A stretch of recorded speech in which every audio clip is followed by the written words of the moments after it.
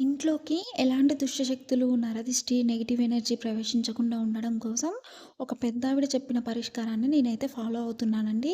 ప్రతి శుక్రవారం లేదా మంగళవారాల్లో ఇలా 2 ప్రమిదలను తీసుకొని పసుపు, కుంకుమ బొట్లు పెట్టి అందులో నిండుగా కల్లుప్పు వేసుకోవాలి.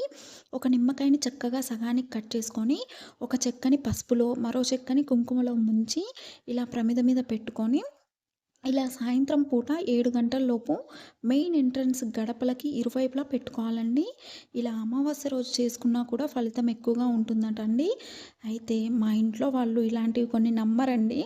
అలా అని నా నమ్మకాన్ని కూడా వాళ్ళు కాదనరు. మన కుటుంబానికి మంచి జరుగుతుందంటే ఇలాంటివి కొన్ని నమ్మకం ఉన్నా లేకపోయినా ట్రై చేయడంలో తప్పేం లేదు కదండీ! కానీ నేనైతే ఈ మధ్య కాలంలోనే ఇలా చేస్తున్నానండి. కొంతవరకైతే నాకు బానే అనిపించిందండి. మీరెప్పుడైనా ఇలా పరిహారం ఇంట్లో చేసి చూసారా?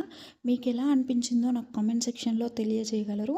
నరదిష్టి పోవాలంటే ఇంకేమైనా రెమెడీస్, చిట్కాలు ఉన్నా గూడా నాకు చెప్పండి మీ సిస్టర్‌లాగా. నేనైతే తప్పకుండా ఫాలో అవుతానండి. Thank you for watching. Video నచ్చితే ప్లీజ్ లైక్ చేసి సబ్స్క్రైబ్ చేసుకోండి.